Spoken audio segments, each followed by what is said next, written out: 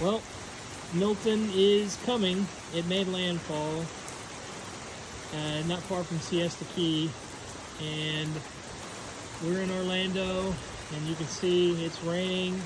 Wind's just blowing a little bit. We've gotten some gusts, but it's not too bad. The big stuff is going to come later.